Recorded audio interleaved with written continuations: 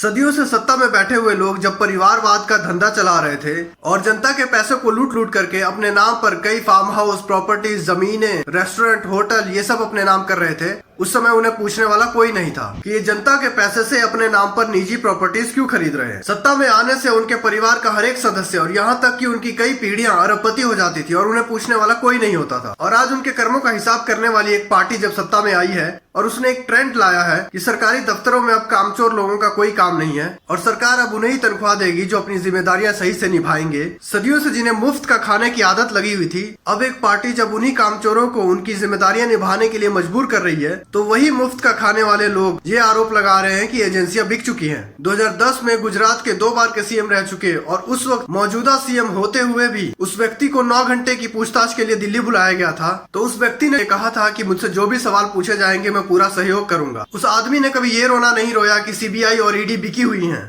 अमित शाह भी एक बार जेल जा चुके हैं, लेकिन ये बात किसी को नहीं मालूम होगी क्योंकि उस व्यक्ति ने कभी चिल्ला चिल्ला कर ये नहीं कहा कि ये सभी एजेंसीज बिक चुकी हैं और किसी के इशारे पर काम कर रही हैं, बल्कि उस व्यक्ति ने जुडिशरी का सम्मान किया और उसने समाज को ये संदेश दिया कि अगर जुडिशरी ने ये माना है कि मैं दोषी हूँ तो मुझे सजा मिलनी चाहिए। लेकिन आजकल अगर कोई गिरफ्तार होता है तो वो रोने लगता है, चिल्लाने लगता है और सरकार पर आरोप लगाने लगता है और यहाँ तक कि हाई कोर्ट और सुप्रीम कोर्ट को भी दोषी कहने लगता है। एक दूसरे को गालियां देने वाले आज एक ही थाली में खा रहे हैं। क्या मतलब है इसका और क्या मजबूरी है उनकी? जब सारे चोर इकट्ठे हो जाएं तो समझ लो कि पुलिस ईमानदार है। अरबों खरबों के घोटाले करके देश को खोखला करने वाली ये सारी पार्टियां ईमानदार है, लेकिन अगर कोई बेईमान है तो वो मोदी है जो इन सब की करतूतें सामने ला रहा है। बाकी आप लोगों के हिसाब से क्या है सच और सोच कमेंट्स में बताइए। और अगर वीडियो वॉच किया लेकिन फॉलो नहीं किया तो फिर क्या किया।